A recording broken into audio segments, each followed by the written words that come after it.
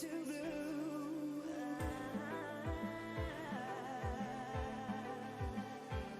won't ever change your ways, doing what you do.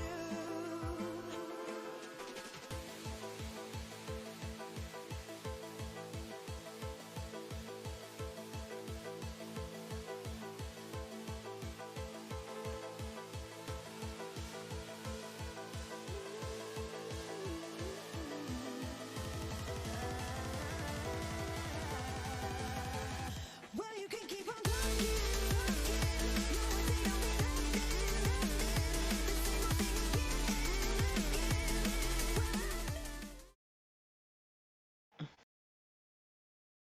Hello, hello, hello. Welcome everyone to an amazing game we have ahead of us. Tonight, an invite game between Penn State University and Michigan Tech. Tonight I am joined by Keldav. How are you doing? I'm doing great. How about you? It's honestly it's been a long day, an even longer weekend. I was here last night, so I'm just kind of glad to be back once again. But nonetheless, last night's game was almost a little disappointing. Some of the rounds were really close, but the scoreline ended up being, I think, like 7-1, 7-2. I'm hoping for a bit of a closer game.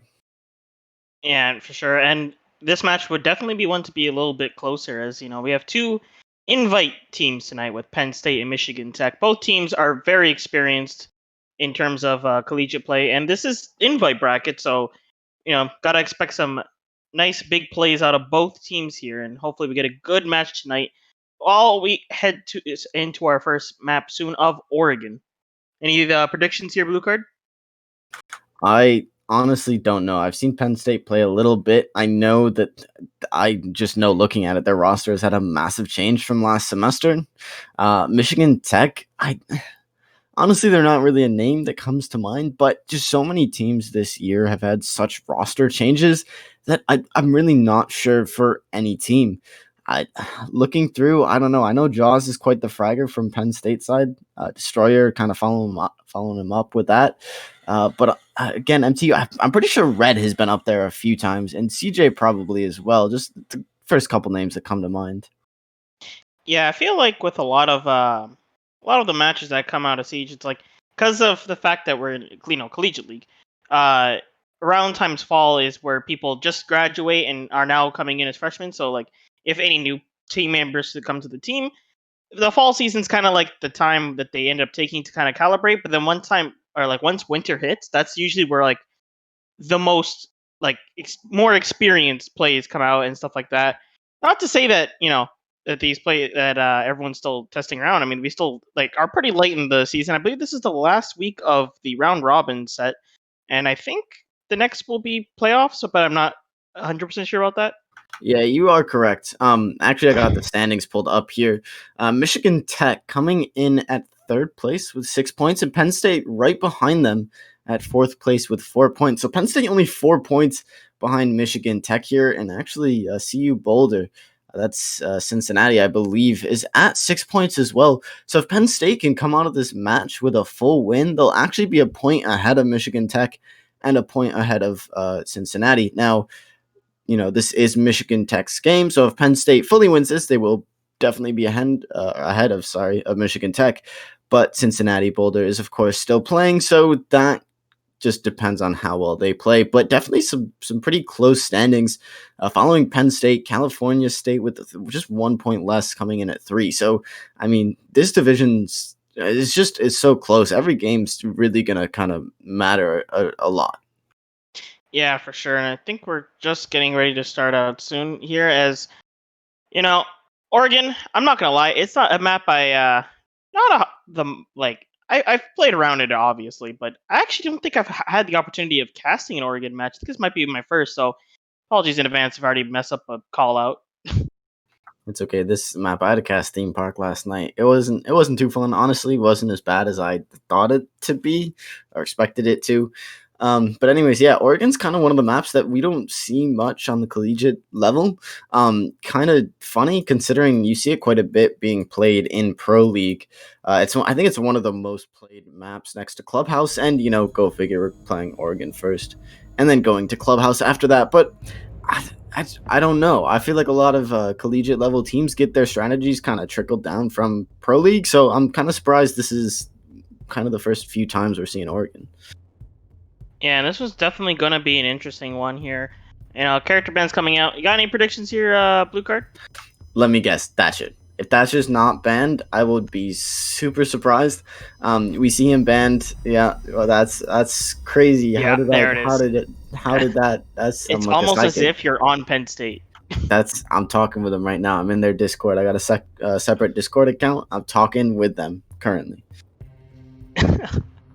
Yeah, and on terms of defender ban, it's probably going to be your, good old. Actually, maybe not a mirror ban because I'm not 100% sure if people are going to be betting on someone else bringing a mirror. Although that is still a common ban in general. Maluzi is also very strong. Pretty much a lot of the strong utilities operators in general. I mean, Mira, this is kind of one of the few maps that Mira isn't like overly too powerful, right? We don't see her. I mean, I haven't seen her played much, but even when she is being played, there's not too many spots that come to mind that are really like overly strong. I mean, the first place that comes to mind is probably Kid's Room, playing looking towards that attic. But even then, just some small vertical play or someone just on a window repel completely just plays around that spot and makes it completely useless. So, I mean, Michigan Tech is still going to ban Mira off. Kind of interesting to see considering she isn't quite as impactful as you would think. But nonetheless, she is still just overall, a really solid operator. Yeah, it's kind of one of those operators that, like, worst case scenario, you could always ban, and it's probably not the wrong answer. However, sometimes there are more, better answers in general. However, actually, it's Penn State starting on defense, so, in case they did actually have some strats based around Mira, might actually come into some use there. And of course, last ban being Cade, the one operator that will be able to defend a hatch no matter what. And I do believe there are some nice little setups you could do with Cade charges in this map to kind of make things a lot more trickier to get rid of and make hard breachers' jobs so much more painful. Because you could just hide those in the most weirdest of crevices, man. Yeah, I've seen like a lot of like really sneaky Electroclaw spots lately, and it's kind of frustrating, especially when like you put a Cali Lance on the wall, it detonates and it's still electrified, even though the claw is still right there. You can see it. It should have gotten broken by that Lance, but I don't. It's one of those operators. I definitely don't blame Penn State for banning Cade, especially just being able to deny hatches. But they're on the defense first, so they probably could have gotten away with it. But regardless, they feel confident playing without him. Now, starting in Laundry Supply here, Penn State already showing quite just the utility draining setup here. The Maestro, the Goyo, the Jaeger Womai, and the Smoke. This is going to be a tough take from MTU, and that's if Penn State just decides to fully turtle on site.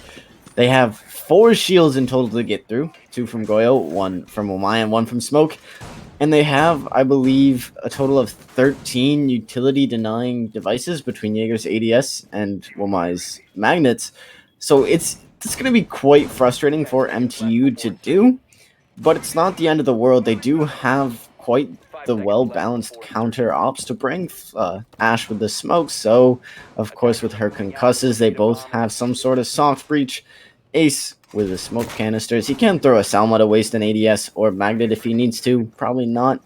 But then Habana with a Kairos too, who just completely ignore all types of utility denial. And then Nomad to round it up with some flashes. And of course she has those air jabs to watch those flanks. But yeah, already we're seeing Penn State set up those shields. That's 1 on Pillar, 1 by Freezador. I think there was 1 in construction as well. Yeah, Smoke playing kind of deep in construction. This is something that a lot of teams like to do lately. They'll play that wall into sight completely soft with a rotate. Someone plays the shield here with a few ADSs, maybe some magnets to back them up. And then as soon as that shield goes down, they just back into sight and reinforce that wall, and the attacks made almost no ground. Yeah, I gotta say, if there's one thing I always love watching in all these matches, it's the fact that, like, back before, like, we got Goyo and Wamai and all that, you see, like, a Jaeger put all 3 of his ADSs, or all, like, 2 ADSs in one spot, and you think, oh man, this guy's just memeing. Yeah, he's just gonna, like, everyone else is gonna die to grenades. Now this has literally just become the meta, just sit down in that little back alley there in blue, and just put all the ADSs there and just never die to a single grenade. Keep that shield up as long as possible and just keep that stalling going. And it's going to be a bit of a challenge. And as you can see here, already got MTU starting to take up actually a lot of ground. But CJ is going to go down to the Omai, just walking up the staircase. Destroyer going to catch that kill. And now at this point, Red just trying to make sure that every single other hallway is clear as he starts to progress forward.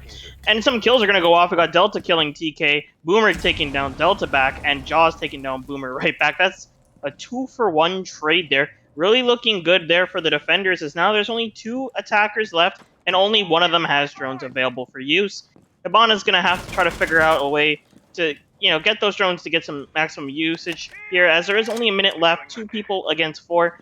Not the most ideal situation for the attackers, especially with that diffuser all the way in construction. Yeah, it's looking like MT is just going to have to try to frag out, and that's such a hard thing to do, especially with just all of the utility of the defenses, bringing all of the shields, the multiple, there's nothing much they can do. There's Evilize watching them. They know where they're pushing from. Delta Force is dead. He's probably going to be sitting on those cameras, just watching, making calls for the 4 defenders that are alive. And both attackers are split here. One's bottom main, well, not anymore, as Destroyer finds Chibbles, and it's now just down to Red, who's in Freezer. A 1v4. This really is not looking good. No more drones to use, and it doesn't even matter, as K-Bear finds the headshot, and Penn State taking a quite convincing first round. Man, I feel like it's been a while since I seen Suppressor on a gun. I barely recognized it for the second there. And yeah, just really good round for Penn State's defense there. They got a lot of good kills off. Destroyer getting like the first pick right on to, I believe that was it wasn't the Bond. I can't remember who. I think it was the Ace. Sorry. And then, after that, just 2-for-1 trade right there, trading off Delta Force for 2 of the attackers. That just put them in such an advantageous situation for themselves. And now they're going to be taking this victory all the way to Kitchen and Dining Hall. Usually you see it as a tertiary site, but looks like we're going to be seeing it second here, going for a little bit of a mix-up. And no, all things considered, I don't think it's that terrible of a site to be going to as well. Yeah, especially since Penn State won that round quite convincingly in a 4v1, almost flawless.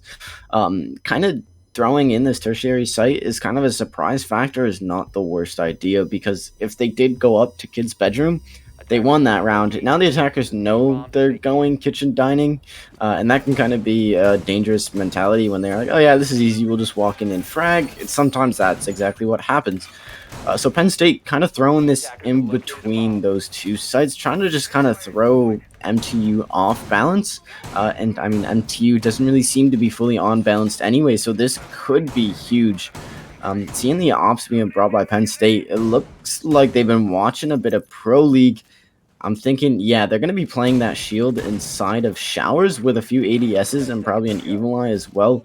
Maestro with the impacts in his pocket is probably going to be trying to impact that reinforcement he's going to be playing off of. And that's a really strong position to have. Yeah, there we go. Jaeger finally reinforcing that. But this Goyo in Showers is going to be quite the mountain that MTU is going to have to climb. I already like to see that there's 4 impact grenades to help get the, stop any charges to hit the wall. Just watching the amount just get thrown out. Every time you think like, oh yeah, okay, they're probably out now, we're good. AC got the wall, and ooh, nope, never mind. It looks like CJ will get K-Bear instead, just already being upstairs. This man did not put any brake pedals on this character. He's just going for it, and Destroyer gonna catch one onto Red, getting rid of the Goyo off the board. And not a bad person to lose overall for the defense, as all the operators minus Delta left do have quite a bit of utility left to be using overall. And it looks like Delta's going to be putting himself in a little bit scary situation as Kyo goes down, and at the cost of... Oh my goodness, so much killed. Destroyer taking down CJ, TK taking down Delta. Now we're just down to a 2v3 already. There's 2 minutes left on the clock. I swear to God, this round just started, and we're already near the end. As we have Destroyer and Jaws trying to hold down sight as much as they can. Destroyer with 4 kills at the moment, really trying to bring this one home and hopefully try to make a nice little pick here to get themselves into a good footing. As he gets himself into the basement to go for a rotate, Jaws holding down the site alone with 3 smoke grenades, so not a terrible situation by himself, as he can lock down the entire site for about 45 seconds, give or take, unless he throws them all at the same time. And on the side of attack, we got Ace, Doki, and Zofia. Those are pretty good operators to have, and I'm kind of curious to know if Red actually was able to put down some Nomad traps down before dying, so that way it would actually prevent Destroyer from being able to go for a flank, as we have the attackers just slowly swarming around the site. Looks like Destroyer will get himself into the meeting area, and at this point, gonna have the rest of the attackers just attacking Jaws onto site. Looks like they'll be entering in with the Zofia concussions, just blasting at him. He's going to throw down a smoke at the best bet, but he will get taken down by Boomer while Destroyer gets one on Shibbles. At this point, it's on Destroyer to retake site as he takes a little bit of chip damage through the wall from that smoke grenade. These are finally going down with 45 seconds left, but it doesn't even matter. Boomer, I think, comes off of the plant to get the frag. Yeah, he does. I don't know if there was some sort of drone intel or he just heard Legion rotate, but just, I don't know, great ears or great intel either way. Michigan Tech kind of coming back with that one. Penn State looking kind of dominant first round, but Michigan Tech, CJ was in there with the first pick, I think within 15 seconds into the round. I'm pretty sure that was that vault from that white van out front up towards Master Door. And CJ was just in, and he obviously caught Penn State off guard. I remember thinking the round was almost over and there's still being half the round left. Definitely a really nice response from MTU. Penn State kind of looking a little shaken. I was saying Michigan Tech didn't really look all that balanced, but coming back after that, oh no. Oh boy. You're going to be heading into the kids' dorm site. Ella going to be brought out here. Probably the queen of close quarters combat. You got the SMG that just throws all the bullets at you in quite a quick succession, along with some concussion grenades to kind of stun you on the way in. And let's see, did she take the shotgun instead? No, it looks like she did opt to take the SMG. So yeah, really high fire rate, really scary gun, but however, that recoil after the first 3 seconds can get a little bit scary if you're not ready for it. Yeah, that shotgun though is so scary. If I ever hear that shotgun, I'm pretty much cowering in spawn for the whole round. It's the FO something or other, FO12. We call it the F off shotgun because it's just, you do not want to take that fight at close range. Oh yeah. But Penn State again bringing the Goyo, the Jaeger, and the Wamai. This is a reoccurring theme from Penn State. Just again trying to deny MTU's time. But MTU had the brilliant read last round and said, all right, well, if we're going to be running low on time, let's just run in the building 15 seconds in. Well, they're not expecting us, and that's exactly what they did. Now, they're not going to be trying to do the same thing this time.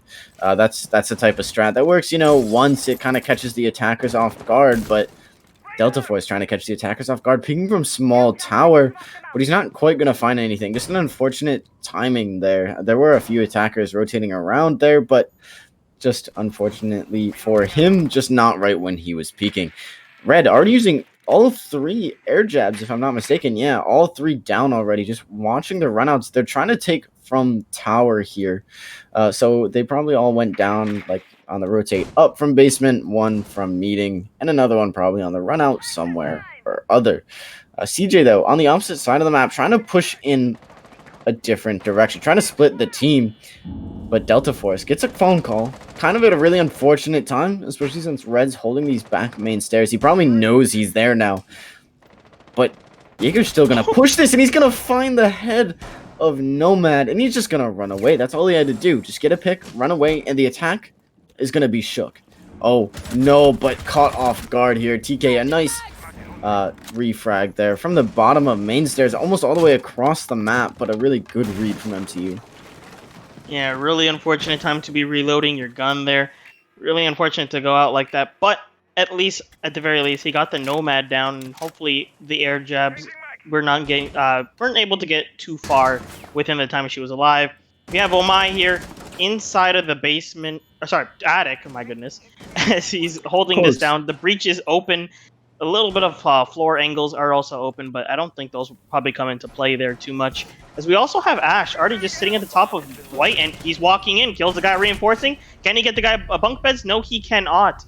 Unfortunate situation for him to not be able to get that kill. However, that impact does definitely leave quite a bit, a little bit of fear into PSU, as Dokkaebi is going to be peeking the same angle now.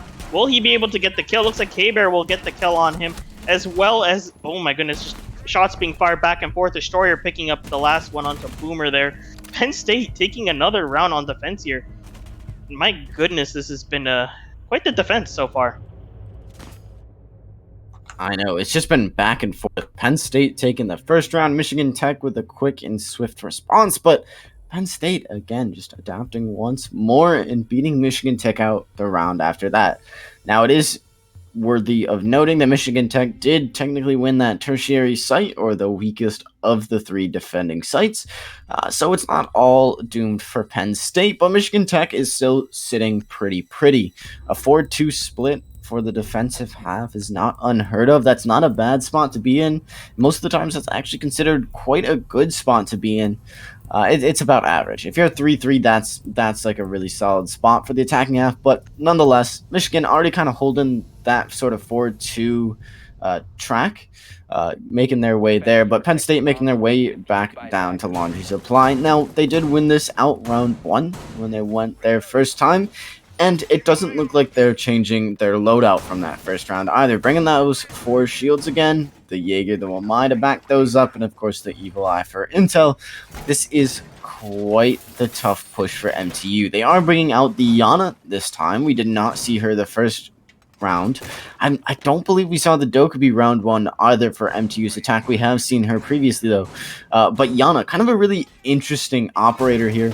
Being able to put up a hologram of herself and throw the defenders off guard, causing them to shoot at the hologram instead of the actual person behind them, could kind of change the way this plays for MCU. Plus, a few extra frag grenades is never a bad thing. Yeah, definitely, especially with all these ADSs going around. I mean, it's not the most ideal situation, but, you know, they could technically burn ADSs too. Technically, a lot of people wouldn't really want to go for that, mainly because, you know, frag grenades kill, but sometimes, you know, you just really got that smoke into that area more than the frag grenade. Might not be a great trade, but hey, if it works, it works. And it looks like Red is already going to be opening up this small tower door. Going to be walking in with his regular body as a Yana. Looks like right here is going to pick a post, run win with that nice, lovely drone, get all the intel he can for the player playing right behind him, as Dokubi is going to be droning from the other side of the first floor. And it looks like they're just going to be trying to kind of clear out the entirety of first floor kind of by storm here, with the droning power coming on both ends. And at this point, they probably will be taking it relatively soon. Doesn't look like anyone's really rolling from top floors. They don't have to worry about that too much, but of course, they're probably going to put a little bit of droning effort there as well, just to make sure. And, you know, if someone was hiding there, it would be pretty devastating if someone just walked down those stairs and started opening fire. Now, TK and looks like the Jaeger there is going to be trying to contest this lovely construction area, which kind of very hard as CJ just immediately takes 2 heads through the rotation.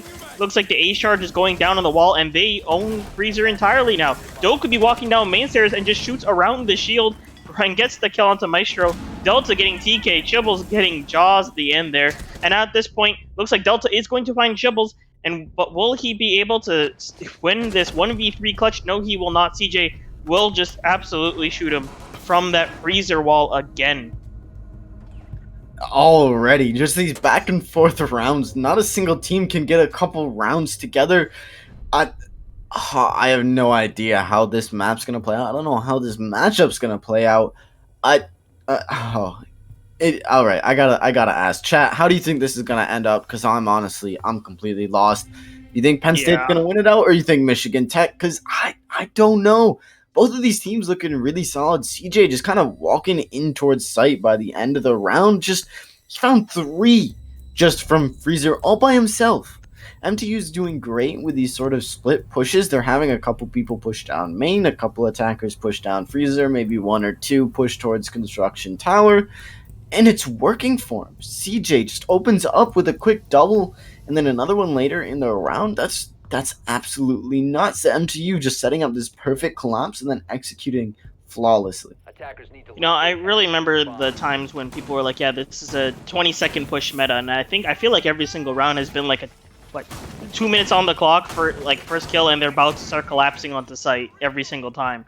I'm pretty sure all these pushes are happening roughly around 1 minute 30 seconds, give or take, and like it's just so much quicker, and they're just going so fast with clearing out areas and not really getting punished by it either. Like, it's not like they're doing it poorly or anything like that. They're actually just, you know, searching upstairs a little bit, not really seeing that much, and then immediately just clearing out the first floor entirely, pushing into the basement, and just working out really well for them.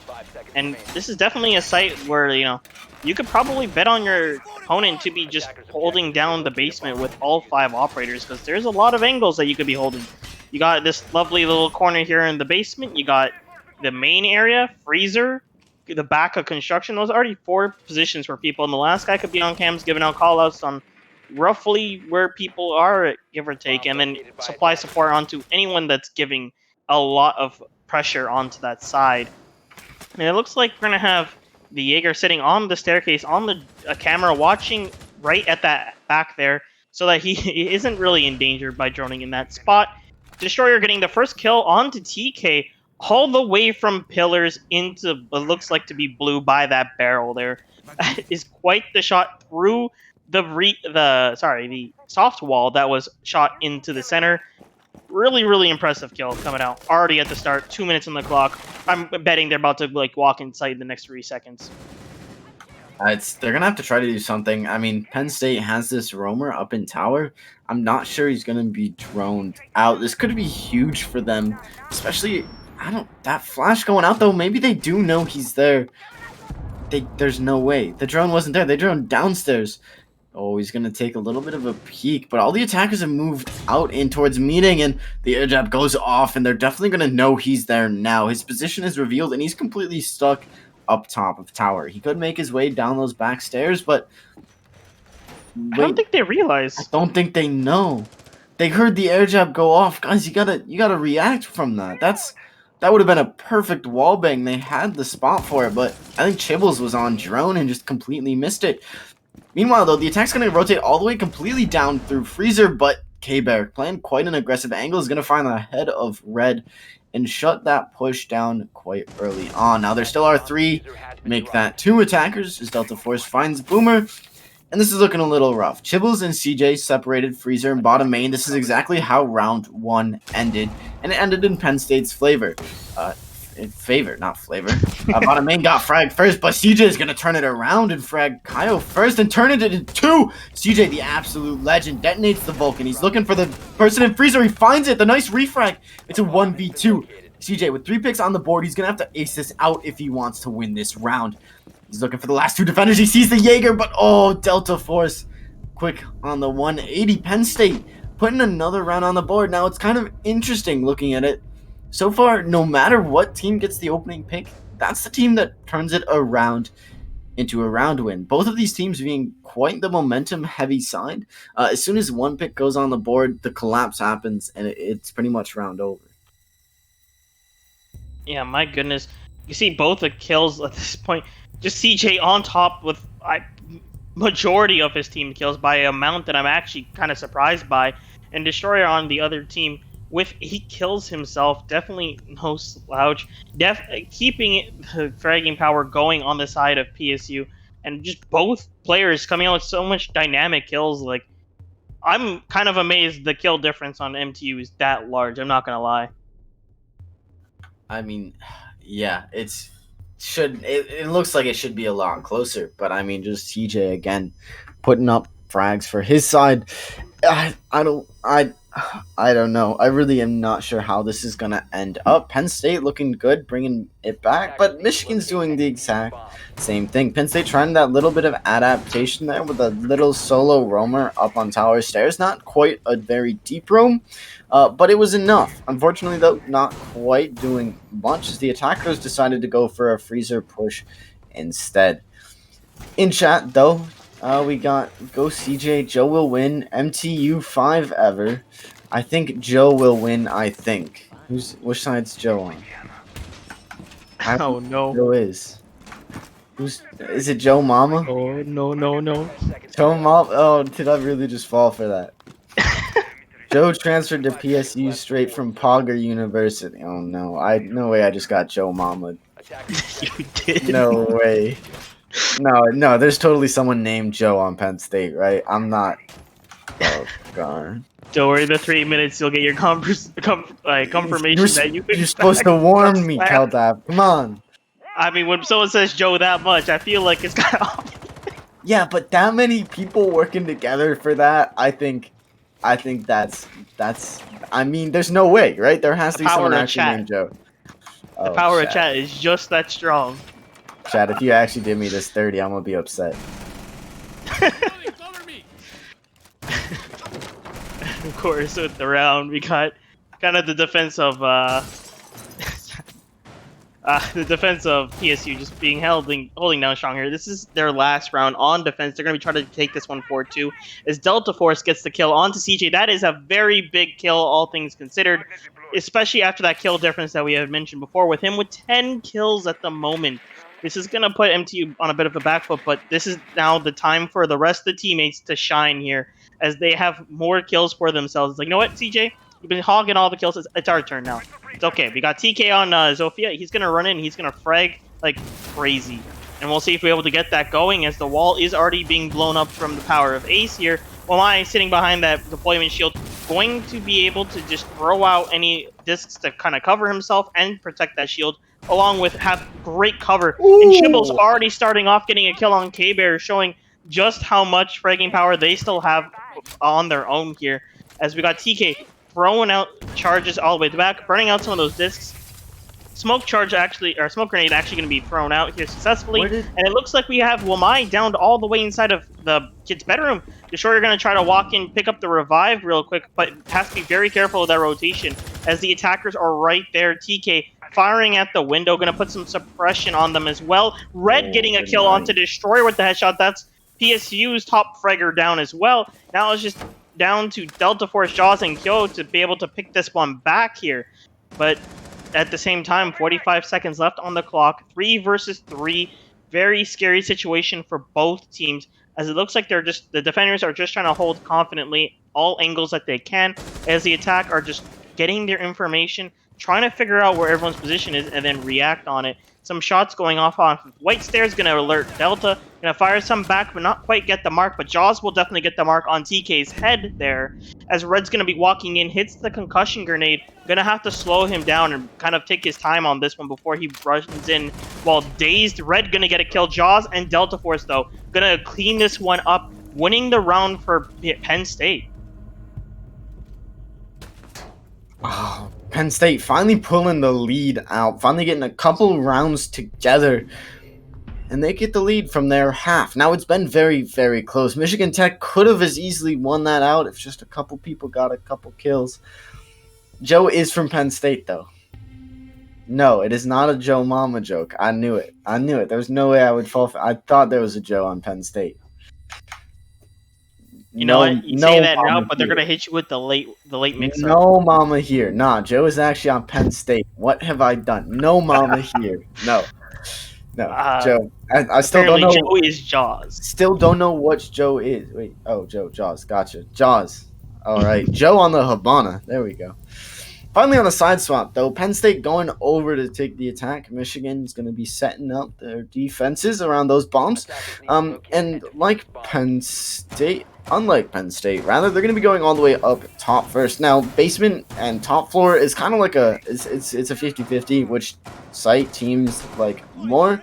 I'm in Joe's living room. Why are you in Joe's living room? He needs to get close to the action, you know? He's dedicated. Okay, if you need help, blink twice. That's all I have to say. Yeah, MTU, they decide that they like the top floor better than the basement floor, so they're going to give it a go. Not bringing the Goyo like Penn State. I don't think we've seen a round where Penn State did not bring Goyo. The Mutant Mozzie, though, from MTU, showing that they are a bit more partial to the intel denial rather than the actual utility denial. Also, no Wamai on the board for MTU. I don't believe Penn State brought that every single round, but at least for the majority of the rounds. Yeah, I'm really curious to see how the reflection will end up being with Michigan Tech on defense here. You know, Penn State got that 4-2 split. They're looking pretty confident here. They just have to kind of close the attack rounds out and keep themselves together. However, you know, the defense of MTU is definitely no slouch. CJ already showing, even on attack, he will absolutely pop off, walk on site, and get 3 kills. Imagine what this man is going to do on defense, holding it down with Jaeger. That is going to be quite scary to go up against. And already Red just hiding up here on the third tier of tower there. I'm not quite sure if the drone exactly caught him on site, but judging by this, no, didn't, and Red, going please. patiently, Red will get the shot onto the ace. That's a big pick. Unfortunately, didn't really stop the wall from getting blown up. However, not the end of the world. We still have another player sitting there, as well as shields set up, and now they're just going to try to circle him. Oh my goodness, can he get the kill? No, he can't. Delta Force gonna get the kill before Red can absolutely destroy him there, and actually go entirely unscathed on that. Did not get hit once. Really good on Red to keep himself healthy in that situation. We got flashbangs being thrown out. The wall's open on this side as well. CJ gonna get the kill onto K-Bear, bringing this down to a 4v3, and that is also the Zofia down, so all those ADSs and YMIs are going to be worth a lot more. And at this point, CJ getting a kill so fast, it looked like he got a headshot before the gun even showed. Joe, you're getting a lot of hype in chat. I just don't see it's living up to it. CJ just looking like an absolute menace holding that breach. Boomer finds a pick, but it's not traded. It's not on just to destroyer, but he's coming up against CJ, and it doesn't even matter. He gets a nitro in the back. Boomer, living up to his name, just ends the round with a big boom. Michigan Tech starting their defense with, I mean, starting it how they ended that round with quite the boom. That was quite a decisive win, but I mean, Penn State on their defensive half started with quite the decisive round win as well. So this still could flip over on its head. But Michigan Tech is still down a single round. They will now be going down to Laundry Supply, which is the first or second strongest site, depending on which team you ask. But that also means that Penn State's probably quite confident in attacking it. This time, Michigan Tech bringing out the Wamai. We didn't see him on the up top floor hold, but we also didn't see the Malusi. So kind of just the little difference between MTU and Penn State is that they prefer the Malusi over the Goyo, and they kind of have a point. If you have two shields on the board already from Wamai and Smoke, I don't know that those other two are going to be that... I don't even know the word I'm looking for. That revolutionary, that decisive, Innovative. Innovative. Yes, sure. Yeah, that one. Innovative is probably one of my more favorite words to throw, just because you always sound smarter whenever you say it. You gotta admit it happens a little. Oh, actually, I gotta use that more. I mean, if you say a play is innovative versus a play is, revolutionary. Revolutionary is kind of just makes you sound like you're doing some craziness, but it sounds like I'm like a now we're like 90s marketing communist. Oh, I mean, haha, just kidding. Unless blue card, where are you from? Because I feel like getting into this round here, Joe taking the lead with the Hibana, gonna throw some flashes to try to drain out this utility. A couple magnets already being taken off the board, but that's pretty much two sets of flash grenades completely gone already. Chibo's trying to play this sort of aggressive roam towards bottom tower. He's going to get a few drones and fall all the way back to site. Now, definitely a smart move. MTU has all of these defenses to slow the attackers, the magnets, the banshees. Why would you play in front of them? You should really be playing behind them, rather. But definitely got a lot of drones. That's actually only 3 off the board for Penn State already. Still not looking too bad altogether. Boomer losing a little bit of health. Just about, well, not even about half, just under half. But Zoe trying to take care of the shield is going to use one impact, and it's going to get Wamide. But Smoke throws his canister right into the magnet as it explodes, and that's going to take that off the board. So Red only has 2 toxic babes left at his disposal. Penn State rotating upstairs is going to be opening up that hatch from above, just trying to get some more pressure, some more angles, get these bandit wires off of the wall so that the attack can try to open this up and get some more angles from construction. I've talked about MTU's multi-dimensional pushes almost every single round. Penn State looking more is like a single push. They're always pushing from this one side, but I mean, even as I say that, Delta Force is trying to be pushing down main stairs. K-Bear is going to open things up with a beautiful tight angle through the bomb chassis onto Chibbles' head. Good night, Chibbles. And Smoke swinging into construction is going to get sit down by Kyo as K finds yet another. MTU is just falling to Penn State right now. It's all down just to CJ, who's pushing back down main stairs. Now, we've seen this man frag before, but can he go through 5? He finds 1, but that's a slow start to this round. The attackers now know where he is. The diffuser's down, and he is going to have a hell of a fight to get to that diffuser. And now he's on a time limit. Fashes come out. He gets full flash. He downs the Nomad while blind, but he doesn't know that. He was full blind. He finally sees that she's down. Finish her off. Taking the fight towards Zoe back in pillars, but he's got to start making his way towards diffuser. He's still got 3 attackers to go through. He's just not quite doing this quick enough. It's going to be concussed. It's going to slow him down even more. He's going to be concussed yet again. And K-Bear finally finishing that off. What a round for K-Bear, by the way. Opening that up with 3 picks. I feel like it's been a while since I've seen that much utility still available at the end of the game and actually get used. Like, that man was just concussed non-stop. And even if you look further back, there's also a Nomad charge there. Like, CJ was just in an impossible situation there. And I have to say, like, I believe it was last week, was the match between PSU versus Akron, and that match was kind of a little bit more one-sided in terms of the scoreboard. And I feel like this week here we have PSU in a whole different energy. Like, these guys came to absolutely show that, you know what, last week was just a bad day. This week is going to be a good match. 5-3 here, still possible for both teams here. However, PSU still looking like the more stronger team at the moment.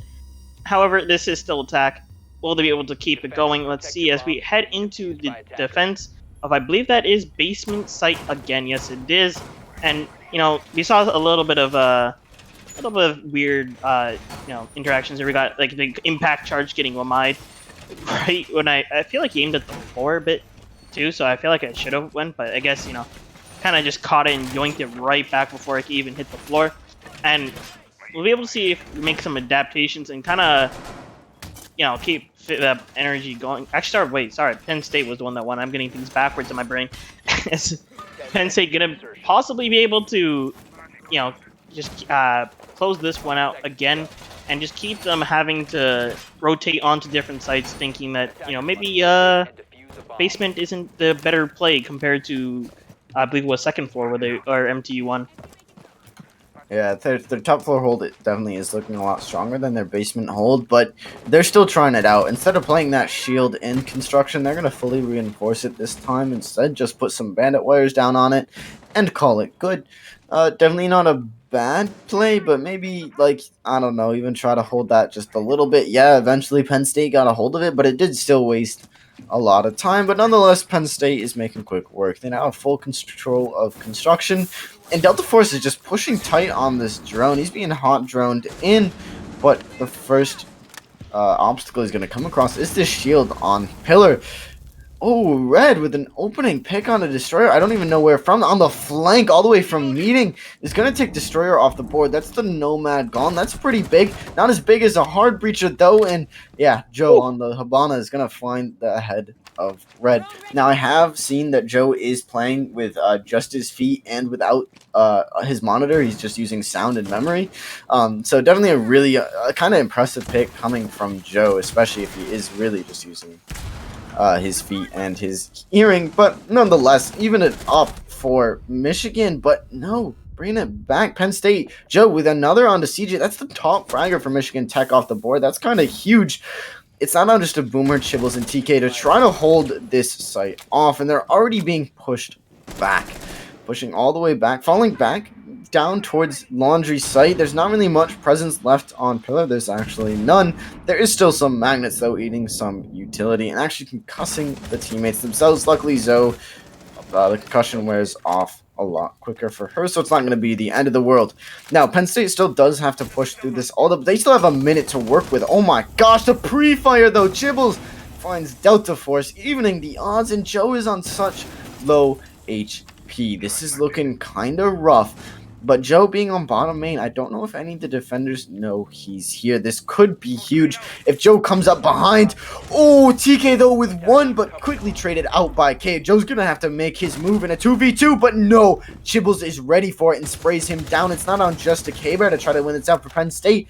And he's making his way. 1v1. Both at about 25 HP. Does have to deal with the Alda, though. Does have diffuser. He's going to start putting it down. Chibbles is going to slowly make his way. The diffuser will get put down, but the pre-fire comes out, and K actually managed to win that out. What? Yeah, I'm kind of in shock, too, because, he was starting to run a little bit of ammo, but he still peeked right into the bullets there. Had to be a very close health bar difference at the end, because my goodness, that exchange, I'm wow, like that entire round was just so close that Maestro had the pre-fire down, knew the placement, just couldn't execute. Unfortunately, he's gonna be butting himself in the back for that one a little bit. PSU on match points here. They're looking to get their final round. However, MTU going to be heading back to Kids and Dorms, the site where they actually did get their victory here, bringing them to 3 points. So they're looking a little bit in favor to be able to take this, and PSU is gonna have to make a little bit of adjustments. I mean, if I remember correctly, I believe it was Red being super sneaky again, hiding in the top of tower, being able to pick off the was the ace at the very beginning, and just making such an impact onto the morale as more things going on, just people picks going on, and just did not go in their favor onto the attack. I'm kind of curious to see how they're gonna make a little bit of adjustments. I would think maybe they might go a little bit more aggressive on the droning, especially because even with that last round, Red got 2 very, very sneaky kills, just hiding himself inside a meeting and getting the quick kill onto, I can't remember exactly who. Sorry, my memory's going to goldfish mode. But at the same time, just that man has been training to hide from drones. Like, he doesn't need vigil. He's just a natural drone repellent. He knows. He has like a drone radar in the back of his head. I don't know how it works. It just does. Michigan Tech, though, kind of looking a little shaky here. Penn State being on match point means the Michigan Tech's going to have to win a perfect site rotation to even tie this map up. Kind of a little rough. Penn State, though, looking kind of good. Even if Michigan Tech ties this round up, they could win the next match. Get those 2 points and be ahead of Michigan Tech. This is quite literally who's going to overtake who here. Is Penn State going to overtake Michigan, or is MTU going to overtake in red? With the opening pick, not really. It's an opening pick. That's great. That's ace off the board. That's a lot of hard reach gone, but he was traded back right away. Really unfortunate. If he managed to get that off and get back into the building and make it back to site, that would have been huge. That probably would have been the round win for MTU. I've talked about how both of these teams are pretty momentum-heavy teams, where whenever one person gets the opening pick, it pretty much dominoes, and that's the team that ends up winning the round. But he was traded off so early, there's not really going to be any momentum going towards either side. Now, Penn State trying to get this master window open with those Kairos is not going to quite find anything, as luckily Boomer has put one of his mute jammers on the other side, and those Kairos cannot detonate until those mute jammers are removed, which is exactly what K-Bear has done from below classroom window.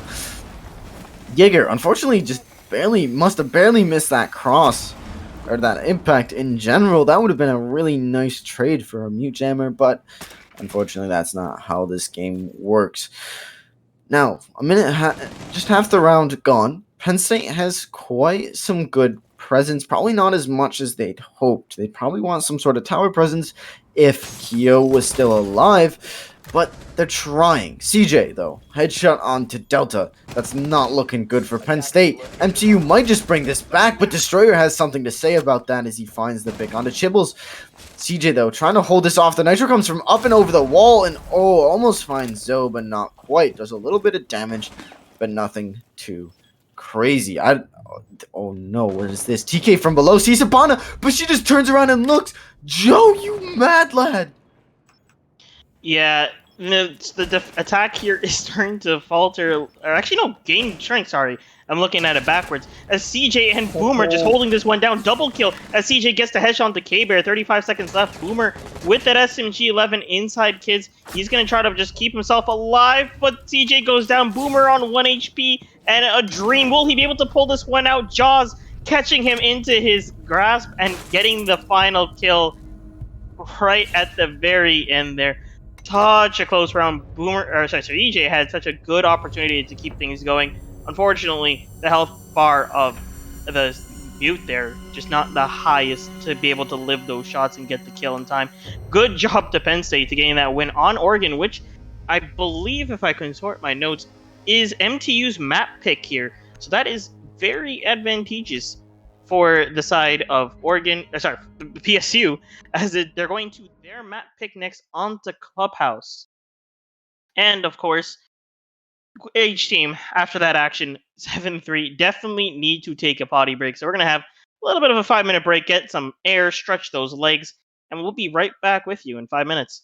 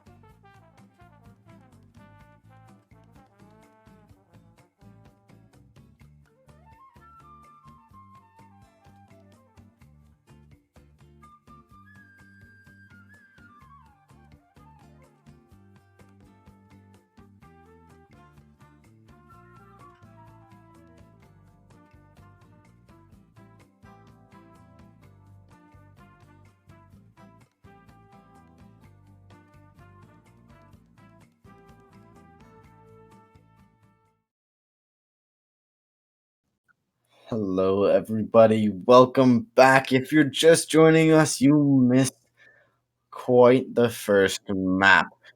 The first half was very back and forth. I don't think we saw a single team put 2 rounds together until the last 2 rounds. And I'm not speaking figuratively, that's quite literally. But then Penn State on the side swap things started clicking as things started working. CJ, though, on MTU side, putting, I think, 15, 17 frags by the end of that map. That was more than any other player. Unfortunately, though, Penn State had a couple fraggers on their side. Delta, Jaws, and Destroyer putting up frags. K-Bear even backing them up a little bit, too. It's just, I don't know. CJ needs a little bit of support on MTU. But going to Penn State's map clubhouse, MTU still does have a chance to deny Penn State from overtaking them on the scoreboards. If they win this map out, both team gets a point, and that means MTU is still above Penn State. So it's not over for MTU just yet. They still have a chance. It looks like things are going to kick off onto Clubhouse, into the character bans here. As, this is definitely a map where everyone has seen it multiple times, at this point in the season. Definitely a map that both teams should be relatively very comfortable with. And I'm kind of curious to see how things will turn out here. MTU will be starting on defense, and definitely theirs to start off with a bang this time. PSU got to start on defense last time, and they got that nice 4-2 split. It's time for MTU to show that they could do the same on the enemy team's map pick as well. And with the first ban coming out here, Maverick off the board. Really, really good operator to be getting off the board here, as that second floor wall is just so difficult to get rid of. If you follow Delta Force on Twitter, you get free Rogue Energy codes. Wait, can I get free Rogue Energy codes along with the CEA code at the same time? I'm not sure about those free Rogue Energy codes. That's I'm not 100% sure about that. That's his word, but I do know if you go to Rogue Energy and use code CEAC to check out, you will get at least 10% off. So that's a deal. And I also know if you use a CORSAIR peripherals, you can get there more efficiently. It'll be slightly faster on your speedrun times. Just the time you press the button, it'll register that much quicker. That's huge. That's big brain. And then the mental boost of wearing your clothing from what's new along top of that. You could be comfortable doing it. Yeah, exactly. That's brilliant. We've reached. That's it. That's our pinnacle. That's all we have to look forward to, Keldav. Yep. Corsair efficiency increases with the peripherals into the ban of Mira, alongside Cade as well.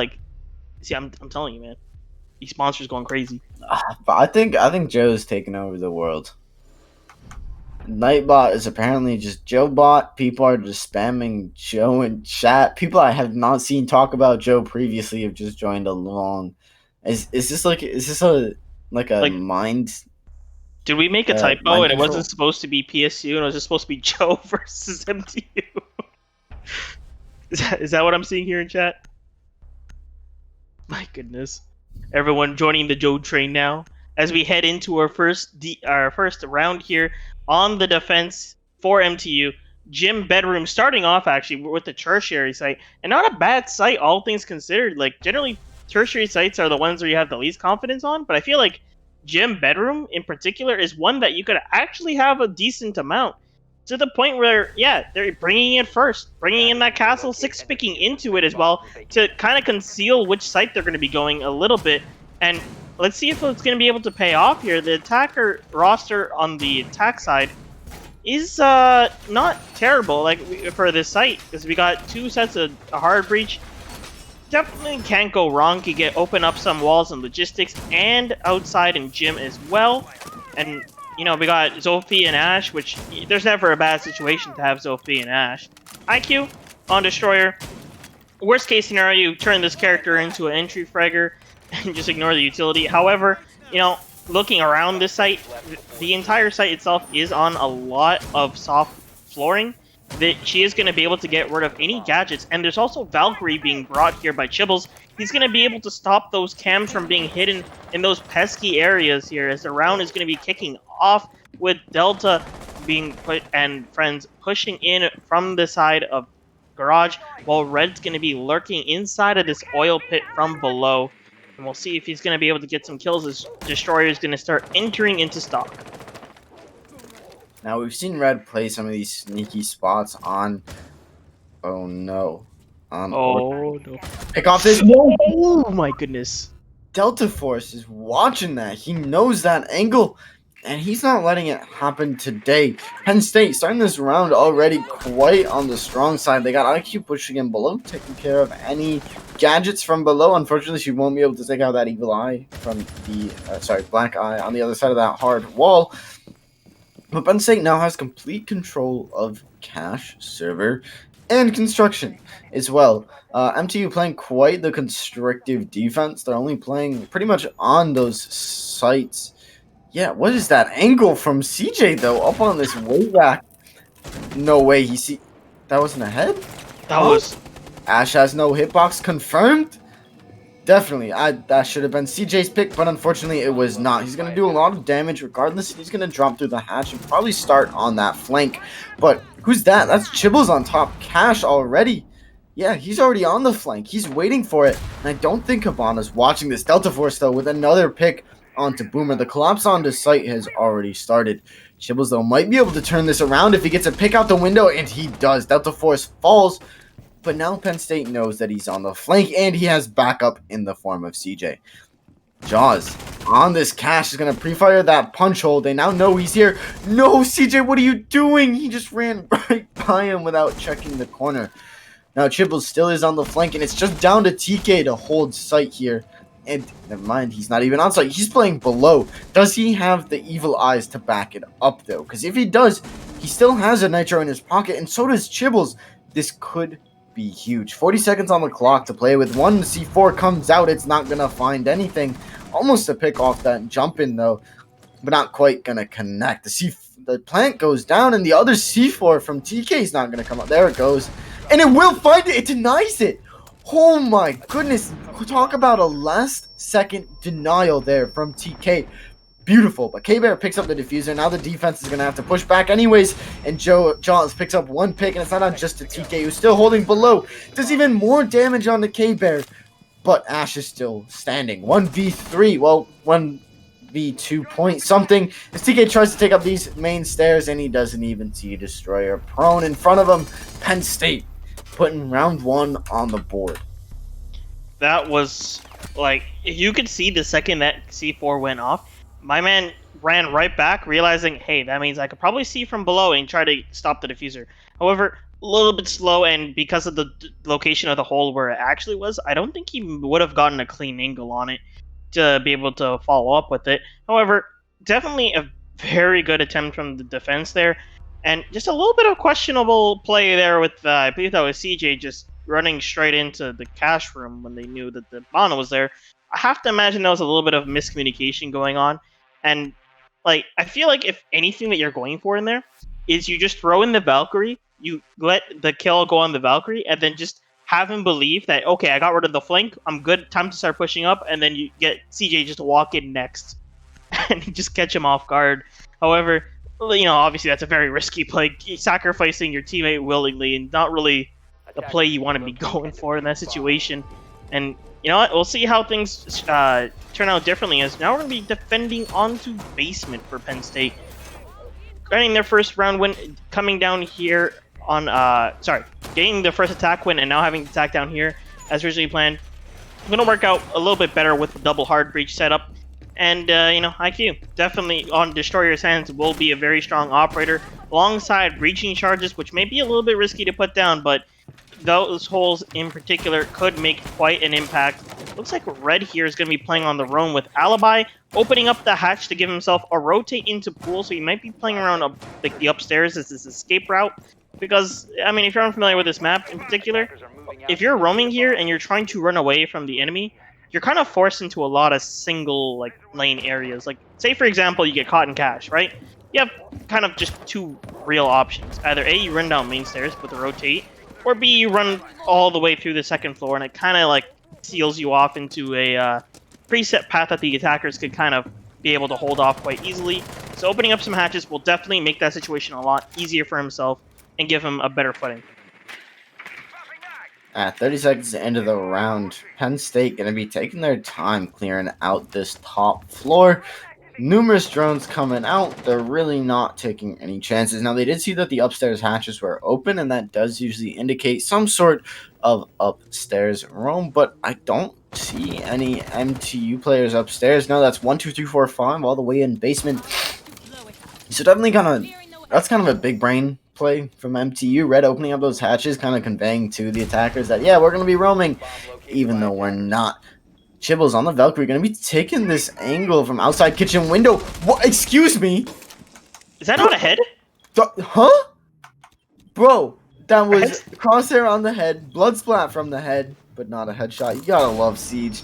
Brilliant. That's the second time MTU's kind of been gypped out of a headshot. You hate to see it, but unfortunately that is how this game goes. Sometimes it's unfortunate. Halfway through the round, Penn State does have some good presence. They do have kitchen hatch open. Hibana probably on her way to open up Moto. After that, Ace is probably going to go down main stairs. If you can't tell, this is quite a standard checklist take from the attack. Although there's no kitchen presence being shown so far. IQ does have breach charges at her disposal. She could be opening up verticals, but Delta Force, again, going to be opening us up this round by opening up CJ's head in blue. Penn State with the opening pick, and yet another Destroyer finds one onto Boomer. Now MTU looking a little shaky here. Down 2, make that 3 players as Destroyers finds yet another, and TK goes down as well from Delta. It's not on just the Chibbles, who does find one onto Joe. He's not out of this round just yet. Never mind. Yeah. Penn State will be getting the win there, destroying that Malusi and then immediately peeking the shield, getting the final kill there. Well played from Penn State, getting control of Church just by simply getting himself into Moto, dodging the angle at Chibbles, and then I believe the only kill in that area that really needed to happen was the one inside of Blue. And it went off, they got the kill, they pretty much got entirety control of Church, kind of putting things a little bit more panic gear, having, I believe it was Chibbles on the last man standing situation.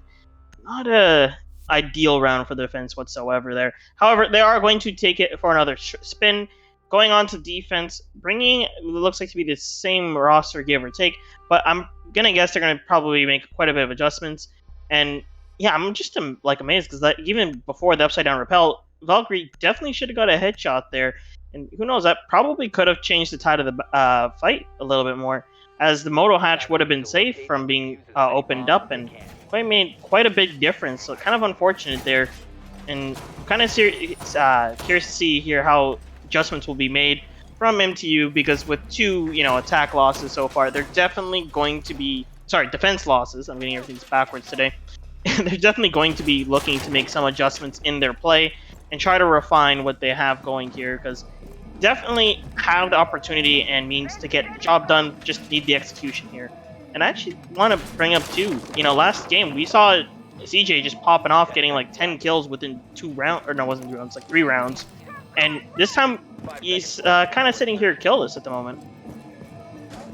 That is really unfortunate, especially since he really was the only player from MTU to find really any consecutive frags last map.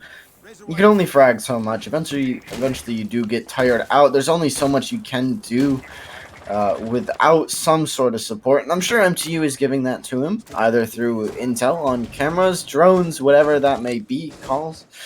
But sometimes you just need a little bit more than that. Red, trying to help him out a little bit, is going to be on this deep roam this round. Now again, MTU kind of playing this big brain stuff here. They opened the hatch, just kind of conveying that they were roaming round 1, but they weren't roaming, and now Red can be up on the roam because Penn State isn't really worried about it. They know they didn't roam last round, but they are now. Red opening things up onto Delta Force. That's actually Delta who has found the opening picks the last 2 rounds. Red almost with another on the Destroyer, but he's going to have to back off for the reload. Now he's being very pressured from many different angles here. He's just going to go back into construction for the swing, but it's not going to work out for him. Destroyer sits him down. And Penn State finally have the roamers cleared. Now they are a bit more constricted on time. They're also down a player now since Red has finally gotten the opening pick. but with still over half the round remaining, they do have quite a bit of time to work with. Looking at the board, they also have 5 drones at their disposal that they can use, so they're definitely not short for intel either. But now they have to start moving towards site. Destroyer being a little on the low side for health. That won't stop IQ from destroying the gadgets from above, or at least whatever gadgets she can get to. Moto Hatch going to be opening up. And CJ playing this quite aggressively on this box. That's in a very aggressive angle. He's not going to be able to move out of Moto if he's spotted here. So this is very risky, but that could lead to a really big reward here. Ash swinging into Bar. I don't think the attackers know he's here. Oh no. Ash drops into Moto and CJ finds K-Bear. But Destroyer answers back with a refract. A beautiful flick from CJ. That's what we needed to see. Takes Ace off the board. That's Diffuser down. CJ with one more makes it a triple onto Joe. And it's now down just to Destroyer, who misses the head of CJ just barely. 25 HP remaining. 1 bullet left in the gate is going to go for the reload, bringing that up to 51. Now, this is MTU's round right here as long as they don't throw it. 30 seconds left on the clock. Destroyer does have Diffuser. All MTU has to do is sit back, hold crosses, and don't let him push. But Destroyer is just waiting for the defense to make a single mistake. If Maester went to try to repeat that, his toes would have been blown off his feet. But I don't think this is going to work out. If Destroyer brings this back, there's no way. He finds the head, but no. Boomer says, no, not this time. And that's round 1, well, the first round on the board for MTU. Yeah, my man CJ was kind of just taking like a little bit of a walking start there, just to right before he started sprinting this round, getting the 3 kills in 1 go. And I'm not gonna lie, those last 2 ones were looking a little bit dicey of a situation there, and he's just performing super well right now. Like I'm a little bit amazed here, and definitely I kind of feel like the theme of this entire night tonight right now is kind of like a 3-way tie, or not tie, but like each teammate is taking turns. You got Destroyer like 1 round just absolutely destroying a lot of people and getting majority of the kills. Then the next round will be Delta Forces, and then the next round will be CJ, and it's just between the 3 of them, just absolutely fragging out on each round, and in a spectacular way too. It's not even like really spread out. No, it's quick burst of just a bunch of people pushing on them, and then almost forgot too. Even Red just hiding around in areas, catching nice kills here and there. Even like last map, I even said it before. This man has just been hiding in like tier 3 tower and not getting caught out by a drone, just dodging it entirely and getting kills. This round he did it again. He did it in last round he did it again. He did it in construction. The guy just hid from all the drones, had someone walk right into him and just took him out, and nearly took down 2 at that too. Like that was Red is just this man plays stealth games for a living. Like I swear to God. Yeah, Michigan Tech though finally bringing it back. Interestingly enough, this is the first time we're gonna see their cache server holds. We have yet to see it, so that could lead to a good sign for Michigan Tech. It could also lead to another round on the board for Penn State. Now, Clubhouse is a generally defender-sided map. A 4-2 is the norm. That's pretty average, and Penn State already has their 2 attacking rounds on the board. So even if Michigan Tech brought these next 3 rounds back, they're still gonna be just about even. And that's if they won these 3 rounds, but TK with a Nitro out the window. I thought that was going to be a lot closer than it was. Only does a little bit of damage on the K-Bear. I thought that was easily a 2-piece, but unfortunately not. Yeah, Red, again. I thought that would be like 50% of at least 50% of someone's health bar, but oh my goodness. Down goes to TK from Destroyer just walking into stock there. Yeah, Red again. Kind of on this not obscure roam. He's definitely put in work from those roams, but on the other side of the map, slowly moving back towards bottom stock. He's going to be looking for this IQ below. He's going to do a little bit of damage, but now IQ knows that he's there, and that's the gate you're coming up against, but she's just going to give that position up. She's done her job. She's done a lot of damage to all those gadgets, and she hops on the drone. She sees Red holding that tight angle. Is she going to peek it is the real question. CJ, though, holding down sight, finds the pick on the K-Bear, and the swing does come in from Destroyer. Chibbles with another, but Delta Force with the Claymore on the Chibbles. The run out, that must have been the Valkyrie, probably from Garage, I wanted to say. No. From Secret Window. Okay, from Secret Window, he did find the pick onto Delta Force, but the Claymore was there for the refrag, leaving Penn State with the man advantage. They're up a man, but they still do have to go up against CJ, who has been known to frag his absolute mind out. He's been slumbering a little bit, but he has awoken last round in a 2v3. Destroyer pushes up main stairs and LMG versus LMG, Maestro versus IQ. No one's going to win that out quite yet. Boomer takes a little bit of damage. Destroyer does as well. And now Destroyer's on about 1 HP. That's not looking good. The rest of the attack, though, coming in from construction. The someone's going to open up that construction wall. And, oh! IQ finds the pick onto CJ. It's not on the Boomer, who's kind of popping off with 2 this round. He's now got 2 attackers left to go through. He's got the Alda, 54 bullets at his disposal. The plant's going to be going down to live pings, though. This could be huge. He can deny the plant right there through the smoke and the pre-fire. Boomer with the clutch. Beautiful intel game coming out from MTU. Those pings at the very end just made such a big impact there, letting him know exactly where to pre-fire with that giant magazine of the Alda. Definitely putting definitely letting people know why his name is Boomer in particular. It looks like we'll be heading into Gym Bedroom onto this round next, as they are just going to hard pick the castle here and bringing roughly around the exact same lineup, except now we're going to be seeing a Wamai being brought in here last second. And, you know, honestly, definitely not a bad, because, you know, they won the other 2 rounds of defense. It's kind of obvious we're going to be going to better. No reason to 6-pick the castle, allow ourselves to get the kind of last-second adjustments if we need it. Looks like they're going to stick with their roster here. And, my goodness, this game just back and forth on both sides. 2 rounds for PSU and now 2 rounds for MTU. They're looking to take this one right back, get themselves a 4-2 split in terms of defense, and get things rolling for themselves and set up for themselves on attack. Now, if you aren't really too familiar with everything going on with the setup onto Gym side, here it is. So we got the reinforce on the Gym bedroom wall. We got castle opening up rotations here on this side. Now, you take all the Wamais, you just stack them onto the window over there, along with, you know, if you have a Jaeger or so, throw some ADSs down to protect them as well. Put down 2 castle barricades on the window on the doorway, get that nice and protected, and as well as the nice deployable shield right at the end of it to protect the bandit when the castle walls break. Because at this point, you know, everybody and their mother have seen the setup, so they just know, okay, we'll just blow open these 2 walls after burning utility, and then we're good, right? And then, nope, there's a deployment shield at the very end, and now you have to go through that as well. And that's even more utility burn, just like Red's gonna burn Delta's face right off.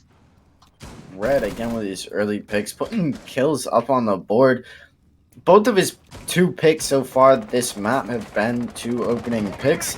And both opening picks, well, the one opening pick previously is translated into a round win for Michigan Tech. And oh, the swing! What an aggressive swing, but it works out in his favor. Doesn't quite find the pick, but K-Bear being very, very low on HP now. Destroyer is pushed in from Lounge, might catch Red off guard here, but no, it's going to be Jaws from G2, I want to say. And Penn State, a really aggressive push here, not even a minute into the round, and they already have control of Garage Rafters. It is just Destroyer. This could be taken back, but no. Server wall is going to be opened up by Aces Selmas.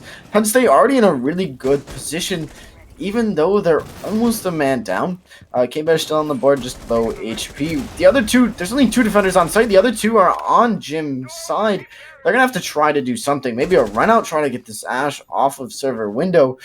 But yeah, CJ's trying to hold this down, but he's pretty much being pushed to his limits. The jump in from Ash is going to be shut down by CJ.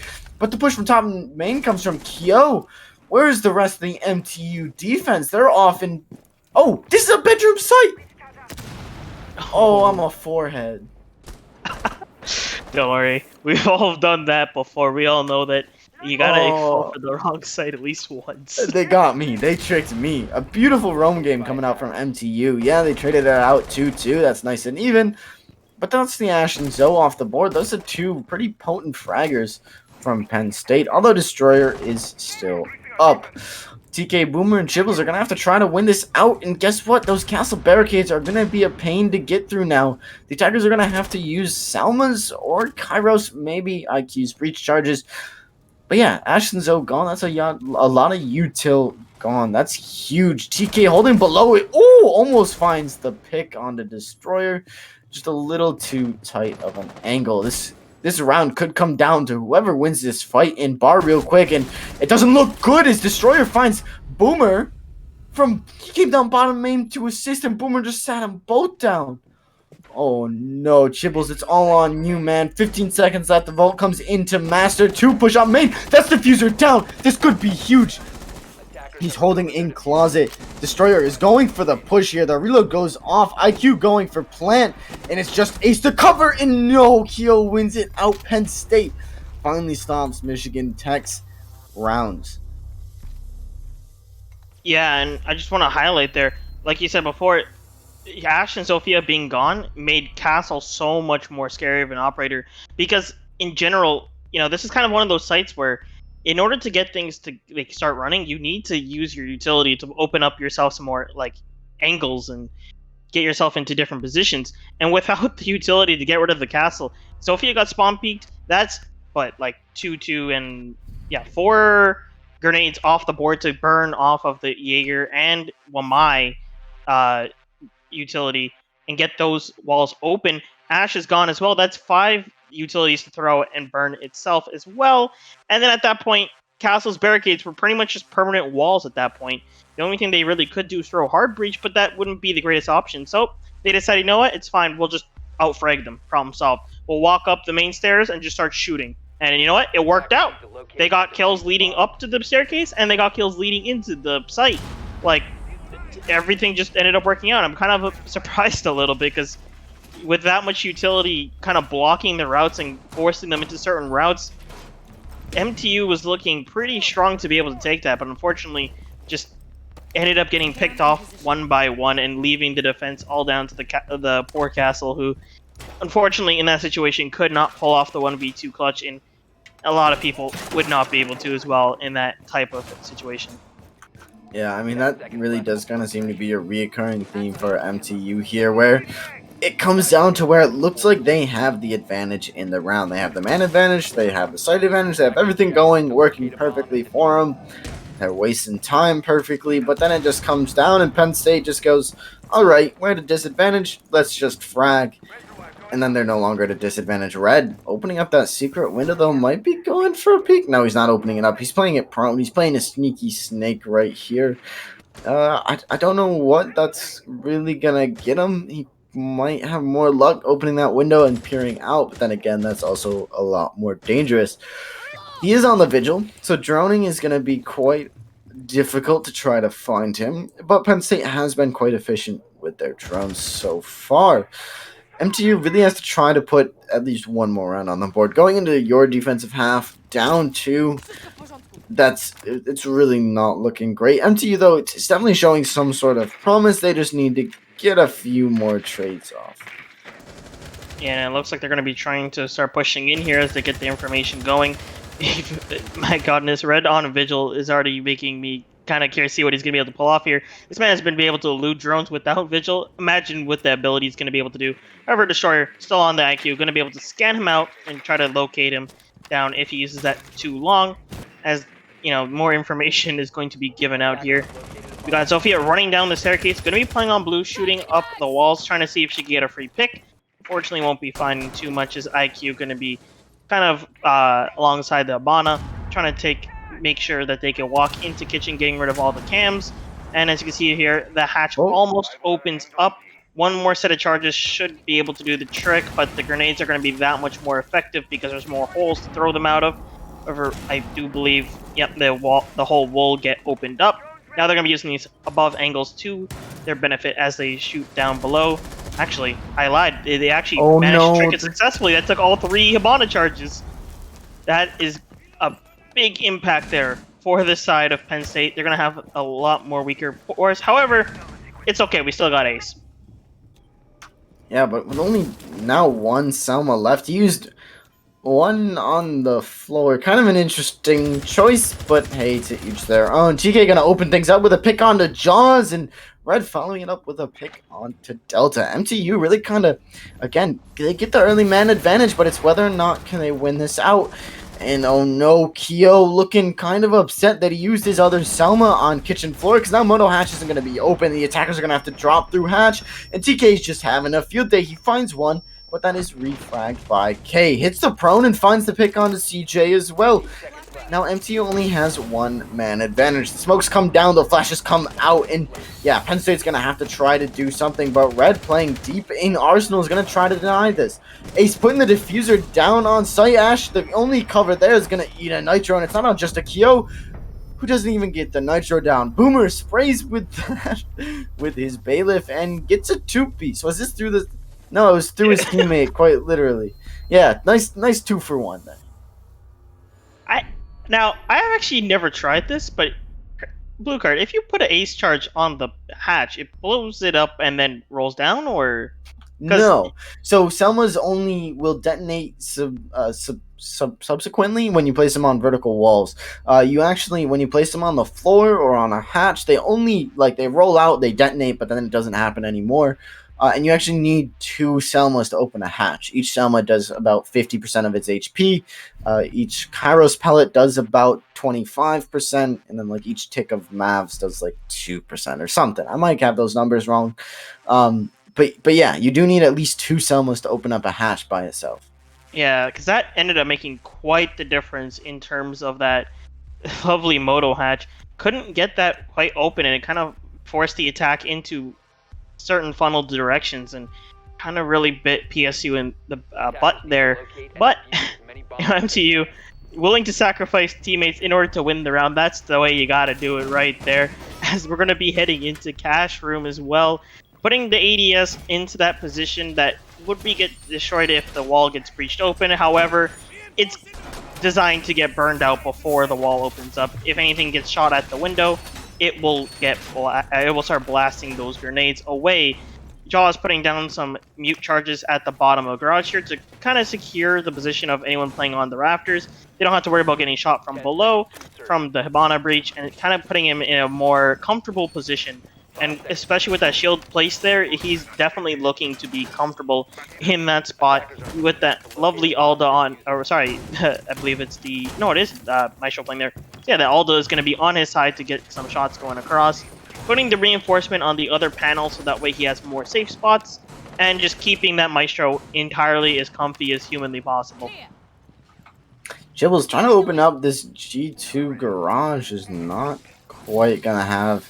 There we go, the Twitch drone from CJ getting put to use. Is going to take that mute jammer out, and that wall will be open. Some really nice counterplay coming out from MTU already. Speaking of, the Cali's going to come out, take care of the mute jammer on server wall, and that's the only denial Penn State has, and Jaws is nowhere to be seen trying to trick that wall. So already, Michigan Tech has some really nice ground. They've opened up server wall. That's one part of the checklist. Garage has opened up a little bit. That's another. Now Delta Force holding downstairs, and Garage is going to be quite the force to deal with. That is quite a strong position, and if the attackers don't spot him out early on, this could be a complete round changer. But right now, not being spotted out. The Evil Eye actually kind of protecting him, destroying any drones that try to drone him out. He's going to be holding a little bit of lounge as well. MTU came out quite aggressive with their presence on this round, and that's about it so far. Yeah, it looks like they're gonna be a little bit stalled here as they're trying to get information, but can he get the feet? A little bit of shots going to his foot. Getting Delta down low. The wall's gonna get breached, putting Delta into a bad situation. You're gonna try to swing on the door. Not aiming high enough, unfortunately. Boomer will get the kill and finish him off at the cost of an extra Hibana charge, but you know what? That's worth it. Utility for one really stopping force. However, that's not the only thing in Garage. We still have Rafters here with the Maestro playing up there. Twitch drone getting thrown out to get rid of whatever gadgets can, and I can't remember the last time I've seen a Twitch real talk. Like, oh my goodness, this man's walking up the stairs. He's just walking right up the stairs, ignoring everything, getting rid of Kyo before he can get started. K-Bear gonna take down Boomer. 45 seconds left on the clock here. Destroyer gonna be holding this down with Jaws as well, both on the shotguns and SMGs. Looks like Twitch is gonna be trying to walk up the stairs. Red gets the kill onto K-Bear using some destruction. Jaws used his C4 to blow up CJ, and at this point we're down to a 2v3. The shotgun SMG-11 boys back at it again. Will they be able to get this clutch here? As the smoke charge is holding off a bit of Garage, will get the first kill onto Chibbles. Next SAS Soldier's turn, but he unfortunately will get taken down. Destroyer popping off with that shotgun. 13 kills he's sitting on against Red now. Can he get the final kill with that shotgun? Yes, he can. Penn State taking round 7. How did they manage that? Oh my goodness. Smoke mute, the last two operators you want to come against with 15 seconds left on the clock. Just their up close angles they have are ridiculous. You either come up against that shotgun close range or that SMG-11, and either way, it's not very partial to you. What a beautiful clutch, though, coming out from Jaws and Destroyer, Jaws, and whoever else was on the mute. Beautiful round. Penn State inch ever so closer into fully winning this round out and overtaking MTU on the scoreboard. Now, that was quite a close round for Michigan Tech. I do have to give them that. They had to set up perfectly. They had an aggressive initial take. They had plant wall open and garage open within a minute into the round, and that's a feat in and of itself. So definitely not stalling out. Well, not as much as they did last round. There's still some gas to them. But Church and Arsenal is quite a different sight. This tends to be a lot more defender-sided. All the defenders have to do is turtle into sight, wait about a minute and a half for the attackers to finally drone out the rest of the map and start pressuring sight, and then start shooting. So this sight really comes down to how well the attacking team can drone and clear above quickly and effectively. Yeah, for sure. And, you know, even if you know, like, okay, yeah, usually it's 5 anchor on this site, let's not just drone, let's just go straight per site. You're kind of just risking the 50-50 of, hey, is there actually a dromer though? Because we've seen Red absolutely just hide in crevices and use mind games to dictate whether he's going to roam or not. He'll open up the same rotation using the alibi shotgun pistol and then not roam. And then the next round he'll do it again and then decide to roam that round. Like, this man's really mixing it up, and it proves so effective. So now you can tell for sure MTU is definitely not going to be kind of risking that any bit, and they're going to be trying to go a little bit more safe, drone out everything, pre-fire every single spawn peak. Let's not get caught by anything unnecessary. We got the time, let's use the drones. We're going to be playing this quite aggressive in dirt here. He heard Habana use her cameras to open up at least one section of that dirt wall, so he's going to have to watch it. Second set of cameras go down on kitchen hatch, but they will be taken off thanks to Kyo's impact from below. Now with only one set of Kairos left on the board, you got to kind of worry, is this actually going to get opened? Ace has a few summons left, all three of them actually. But you need two of them to open up a hatch, and they're a lot wider than Habana's X Kairos pellets, so it's looking a little rough for MTU already. But the floor being opened up thanks to TK and his sledgehammer, but there is a nitro from below, and he's going to hear it out, and he's really not going to be able to push into kitchen anymore. Oh, never mind. The nitro gets shot. He must have spotted it out. Destroyer is quite upset about that. He was looking forward to that nitro kill. But now TK can just go to town with his sledgehammer on the roof, or I guess floor of kitchen, while the rest of the attackers move in and try to open up that hatch. The last set of Kairos pellets go down as Red finds the pick onto Kyo from all the way from Oil Pit here. What a nice pick. And I believe that will finally be kitchen hatch being opened up. TK to follow it up with one onto K-Bear, and it's not looking good for Penn State. Just all being collapsed on as Chibbles just rubs the dirt, and Delta Force finally putting a frag on the board for Penn State. Finds Red, and it's now down just to Jaws on site. Delta has moved off to try to take the flank. He's going to have to do this quick, though, as it's just down to Jaws. If Jaws gets fragged here, then it's all over, but he's not. He's going to hold it out. He's going to find the pick into kitchen just as Delta Force gets there. But the attackers have Moto and sight. They've blown open from bottom main. Diffuser is gonna go down, and it's a 3v2 retake situation for Penn State. Make that a 2-2 as Delta finds the head of Chibbles. Delta and Jaws now have to take this back. All three Toxic Babes going down. It's gonna do massive amounts of damage to Boomer and a little bit onto CJ. And there we go. The finish onto Boomer goes down, and it's just down to CJ to win this out. But Delta. with a quad to finish that out. I'm telling you, man, how is they're Penn all State doing taking turns. Like every single round, it's just someone else popping up. Last round was like Destroyer popping off. You know what, Delta, it's your turn. Here you go. Just get all the kills. Like, I honestly don't know how Penn State won that out. They went from a 2-5, right? To a 2-0. the host, It was a 2-5. A 2-5 to a 2-0 post plant retake. Just wow. yeah, this is honestly probably one of the favorite matches to watch that I've watched for like I don't know how long. This one just gone every single time. You could kind of like predict where the round's gonna go. It's like, oh well, this guy got the opening pick and on a major operator, it's gonna go this way. PSU's like, no, it's okay. We'll just walk up the stairs and kill everyone. And like again, we just had a point where it's like 2-5. Everyone's not looking too great.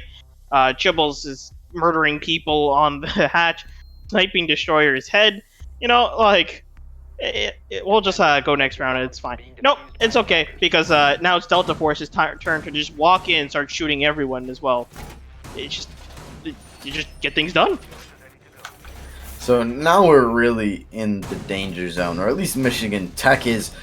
If Penn State wins a single more round, they guarantee themselves the partial win, which is 2 points, which means Michigan Tech gets none, meaning Penn State will overtake Michigan Tech on the leaderboards. Michigan Tech, if they want to prevent this, they can, but they're going to have to win 4 rounds in a row on attack on Clubhouse to try to stop this. Not looking very likely. Is possible, just not likely. Penn State coming off some heaters. I don't know. Michigan Tech has the setups. They have the site collapses. They get on the site. They get diffuser down. They just don't have the fragging power that Penn State does. And those retakes, absolutely phenomenal. But regardless, Michigan Tech really in the danger zone here. Red playing this again nice and aggressive as he has before, and it's worked out for him. He's gotten the opening picks 3 times so far this map, so definitely not a bad play. We see Bandit and Mute actually tricking Jacuzzi Wall, trying to keep that close as the rest of MTU sort of moves into position to try to start pressuring site. The one thing they do have to worry about is that Penn State is playing quite the aggressive, not roam, just upstairs holding Cash as well. And we actually see Delta Force down below Ash. So we see Red pushing up Cash stairs and Delta Force pushing up behind him ever so slowly. This could be huge, but they might not even know that Red's there. He's up top Cash. He's just slowly going to make his way in. He could catch Destroyer on the Goyo off guard. The call goes out. He hears him swinging. He's holding the push back in Cash. Red opening it up. What a beautiful cut going out. And TK with another pick. Gorgeous. That's what you like to see, but this is what Michigan Tech did last round, and Penn State still managed to win it out. New round, though. Michigan Tech hopefully learning from their mistakes. It's just Kyo and Jaws on site. Delta is all the way in strip. It's going to go for the run out, and he's going to find the head of Boomer. What a nice play from Delta.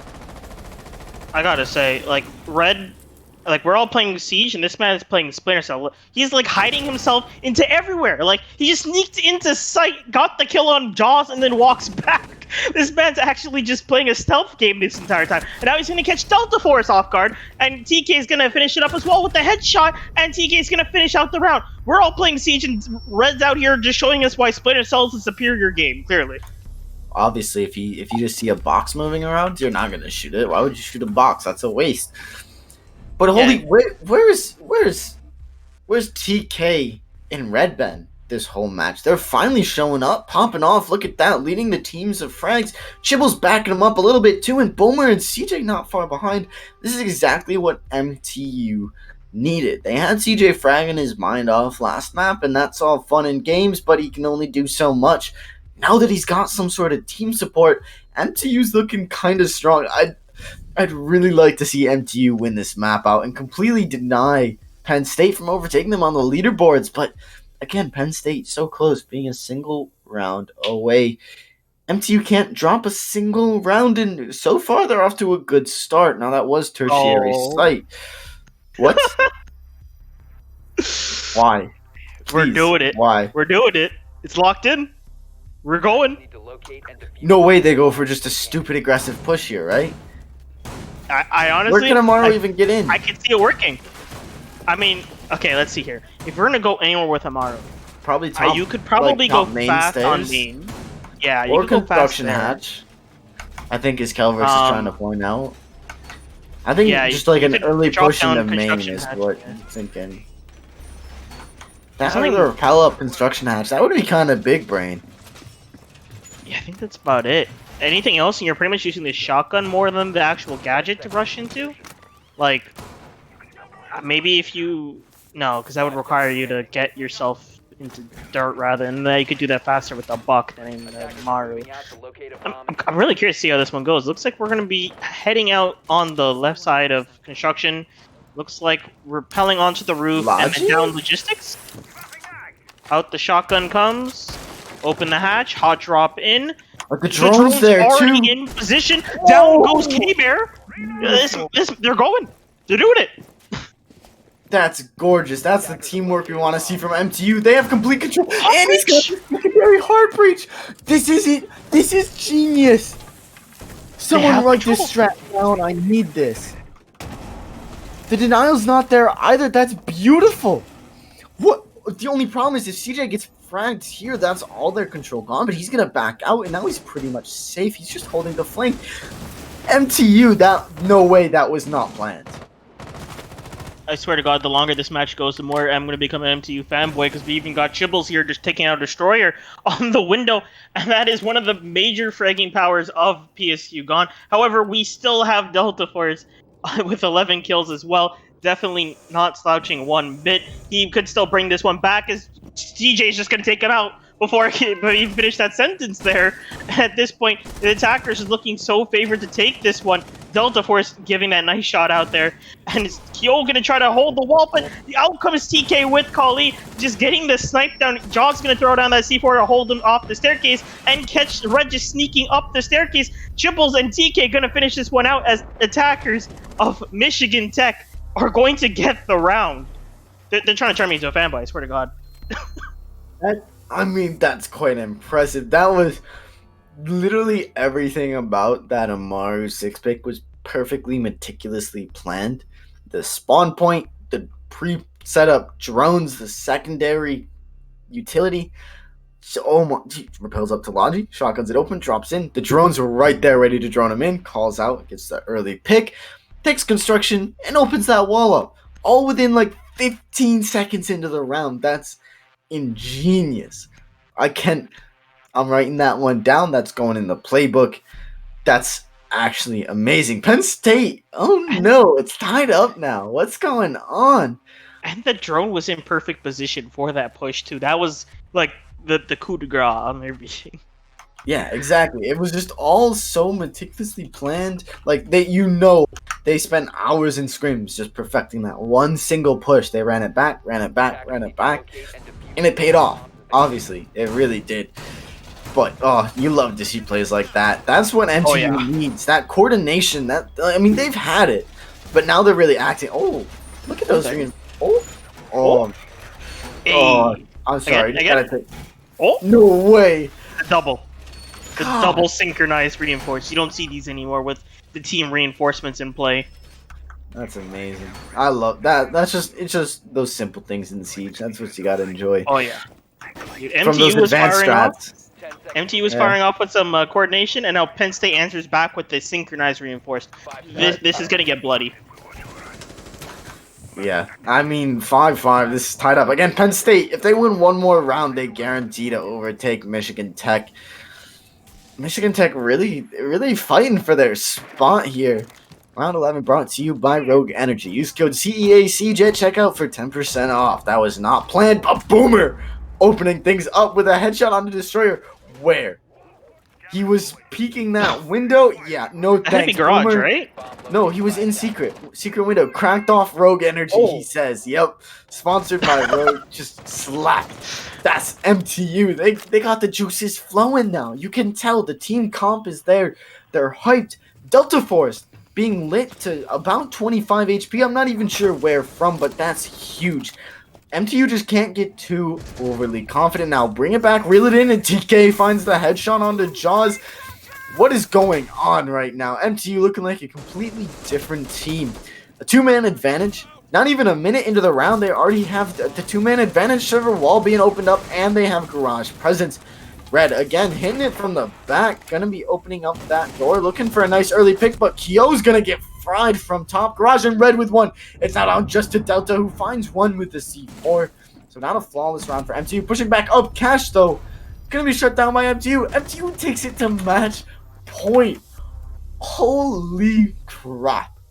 Dude, we're saying cracked off Rogue Energy. I feel like we also got some like Corsair K100 optomechanical switches also in play. Man, they're just flying. Like they're typing, having fun, and also flying into sight while time is still in a comfortable position. Like, no way they don't have their CEA jerseys on too. There's no chance, right? Yeah, they have to have the full circuit at this point. Can we add a rule that's like cheating? That seems like too powerful, honestly. Like the Corsair K100, the Rogue Energy, and on top of that, the CEA merch. These guys are crazy, dude. That's like the trifecta right there. MTU though, bringing it back. One more round is all they need to tie this match out and stay ahead of Penn State. That's the biggest thing. This is the last match of playoffs, the last week anyways. This could be huge. Penn State needs a single more round to at least overtake them, guaranteeing them the partial win with 2 points. But MTU only needs one more to deny it. It literally all comes down to this last round, and that's what you like to see. Penn State going back to Church Arsenal. Now, we've seen Penn State play Church Arsenal once, and they did win it out, but very, very closely.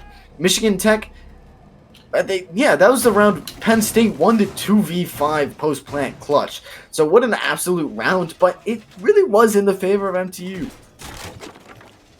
Yeah, and this round, I'm already getting slightly excited here seeing Ayana being brought out too. Oh, I'm so on top giddy. of everything. Like, you've seen the coordination that they have proven that they have. I'm really curious to see what Ayana plays they could pull out here. Like, you know, generally speaking with Ayana, with entry, you have, your Ayana go in first, then your Ashe go in, your Zofia go in, and then your Ayana go in. And honestly, with a lot of the corners of this map, with a lot of the little spots that you could kind of hide around in and kind of bet that no one's there, especially on basement site, I feel like Ayana's going to make quite a bit of a time saver here. But, I mean, throughout the history, these rounds have been no so way they just tried dirt push. The Jaws actually going to throw out the first smoke to the Ayana clone as well. The Ayana clone's going to get nice and deep in. He's, like, peeking around like crazy. He's out of ammo. He has one bullet. He has to reload now. Gonna pull out the shotgun. Can he get the shot on the person hiding around the corner? He's gonna prone down. Flashbang goes out. He gets flash. Gets himself back in though. Goyo gonna be turning around to help cover out. Red watching this lovely pixel angle with CJ right on top of him. Both of them holding down the same pixels and just waiting for someone to peek the corner. Red, oh my goodness. And it looks like CJ is going to be the one to get the shot onto Jaws, the fan favorite, getting taken down first year. My goodness, this round's already popping off. We're going to get Delta running up the ladder here. TK with the swing on the door. He's going to see the legs. He's going to go for some early shots and catch Delta. Destroyer catching Chibbles in the back. We got a 3v4 going on here now. Got Maestro just chilling inside a church despite all this action. Goyo and Legion just sitting here trying to figure out which direction they need to be looking next. K-Bear holding down this angle, knowing that last time there was 2 people holding down there. Destroyer just nearly hitting the person in kitchen, and K-Bear brought down to 1 health, strapped on his shield. He will get himself into that hallway. Legion just throwing out mines as much as he can, hoping that they'll get snuck past and slow down the attack. However, it does look like they're shooting it. Entry comes in. Ayana gonna get the information. peek from the hatch, and at this point, they're just gearing to get inside. Minute left, Destroyer taking down the Iona of CJ. No K-Bear way. getting a headshot as well. Boomer getting the kill on Destroyer. It's just down to K-Bear and Kyo here on low health. K has to be able to hold this side of the map on his own, as the attack is now just rotating to the main stairs, and blue, it looks like here, as the shot's just getting shot into the wall, trying to see if he can pre-fire. Mine goes off. He actually just ran in from dirt and got himself inside a site now. K-Bear in a very tricky situation. Will get the first kill on TK. Now it's just down to the Ace and K-Bear clutching it out for Penn State. They're going to get the tie here for the partial win. I don't know. I'm so... Oh. That last round Oh, sorry, that was a draw. I got it backwards. Yes, but it is still Penn State partial win. You got it. Oh, That last round was wait, just... no, I did get it right. Oh You my did, god, you did. I'm actually discombobulated. I You're can't good. even tell who's on who anymore. That last round just... It was so, like, perfect. It was the perfect embodiment of pretty much this entire match. Just constantly going one way, then the other, then back. Michigan Tech looked like they had the advantage, but they were all trying to push through blue, and K-Bear just locked it down. What a round to show up, especially on 1 HP. I don't know how I feel about that. I was so hyped. It all came down to that last round, and it was down to the wire. But props for Penn State for finally winning that out. Blue card? We're not even playoffs yet. Oh, I can't This is do not. it. This is the end of round robin. This was a round robin match. I This cannot wasn't handle it. playoffs. Like there's. That was. I feel like I just watched the grand finals. Me too. That was crazy intense. That was by far my favorite match this entire season so far. My God, between CJ Red, like I can't even get myself together here. Like chat just spamming some love for Joe, like everyone Destroyer 2 popping off, and Red just proving to me that this is a stealth game. I got it wrong. I thought this was a first person shooter. Nope, we're playing Splinter Cell here. This man just sneaking himself into every corner of the map, just getting kills on the defenders while they don't even realize that he's there, because logically speaking, no one would even think that he would be there. Like it, I did this. My God. Just that whole map, I'm still just in disbelief, and it was actually really close all the way up into the last couple of rounds. Penn State wins 2, Michigan wins 2. Penn State wins 1, Michigan wins 1 for a 3-3 half. Penn State wins 2, Michigan Tech wins 3 and takes the lead. But Penn State ties it up. I don't know. I want to see more. I want to see OT. I want to see who actually wins that out instead of it just going into a draw. But we'll have to wait until playoffs for that. Both teams really, really solid. Just the adaptations coming out from both sides. But we will be getting an interview, of course, from Penn State, and it is the one and only Epic. Now, Epic, I didn't see you in game. Yeah, glad you noticed that. It is only week 5, but I haven't actually been on stream and gotten to do an interview. Yeah, no, I am. I've washed. I have moved on. I am now coach. And I'm letting the younger interview. talent. Yeah, the younger talent taking over. We got we saw Destroyer, and I'm just gonna call him Joe because I heard the chat was absolutely just loving Joe, not Jaws. It was kind of creepy, honestly. It was amazing. It was absolutely amazing. Yeah. We like the energy. I gotta ask, Epic, since you are the coach, you're most definitely watching this from the sidelines. Watching that round, how are you feeling? Like if it was me, my how do I word this for a very PG terms? I would be clenching myself right now watching I probably would have ripped my pants in the nether regions. Assuming you mean the last round? Yeah, that last round was pretty close. I have no idea. I remember when Delta got killed above on Rafters after the game, he just whispers into the mic, "What was that sledge doing at garage doorway?" But no, I'm happy we at least got the tie. I will admit, on the 11th round when Destroyer went for that spawn peak, I was like, oh my god, what was he doing? He didn't realize it was 5-5. I want to say that was definitely part of us losing that round. If we had gotten, a full 2-0, that would have had us the chance to get second seed. But I'm pretty sure with that partial we got third seed, which I'll take. I'll happily take. You did overtake MTU in the end with that partial win. You guys were only down 1 point, so I mean that's a feat. Yeah, we'll take it. We'll take it. We're happy with that. It's been too long. I mean, you look at our group. It's like our group.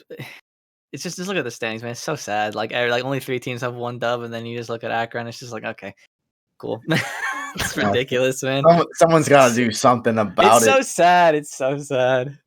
Yeah. Are you doing any prep going into playoffs here? Are you like? Oh yeah, there's so much more we need to work on. Into There's a lot more we need to work on. We just need to get down our like general strats, like even small things. Just there's a lot we need to work on for sure. Like even if we had somehow gotten second seed, like we do not play like a second seed team. Like I don't think so at all. So there's a lot we need to work on for sure. I don't want to be too harsh. Like we're gonna take it slow. We're gonna work on everything that we can.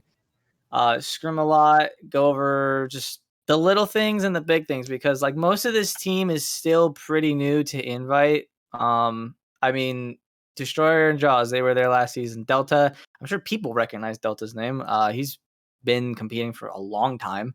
And we have K-Bear and Rendy. They were on an academy team last season. Unfortunately, we didn't have enough people for an academy team, so I had to pull them up. And they've been adapting very well, but I'm sure there's more they can do, and I can't wait for them to like reach their full potential. And I think if we all play the level we need to, like we can definitely make a decent run in playoffs, but we need to just be consistent with that because some rounds we have are exceptional, and then some rounds we have, I'm just sitting there like, guys, like what is going on? So the inconsistency is there, but if we build that up, I'm positive we can do so much better.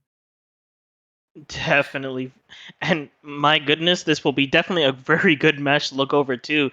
Just, that last map of Clubhouse being so close back and forth with rounds, definitely a lot of places you could look to prove stuff like that. And I mean, at the end of the day, that's really the job of your coach. The team starts feeling themselves thinking they did perfect, and then you sit there and you just have to start telling them, nah, you're garbage. You could have did that way better and got 5 kills. Yeah, I mean, there are definitely some rounds where we win, and I'm just like, that was so sloppy. I'm like, oh my god. I'm trying to think of the round where Destroyer was playing in the corner of Master Bed, and I said Rendy. I realized that Kaya was his in-game name. Swung in a Logi. That got so messy, and I were like, "Oh, good job, guys!" And I was like, "Guys, that was so bad. Like, that could yo, guys, like, no." But no, I mean, again, things like that happen. I always got to give some critiques, a little bit of advice. So yeah, definitely not wrong on that. It's that tough love. Kind of giving it back to you. Destroyer's already in chat saying he washed ASF. Do you have anything you want to say? I'm watching the Siege. I'm moving on. I'm moving on to greener pastures. There you go. You heard it here first. Take my talent elsewhere.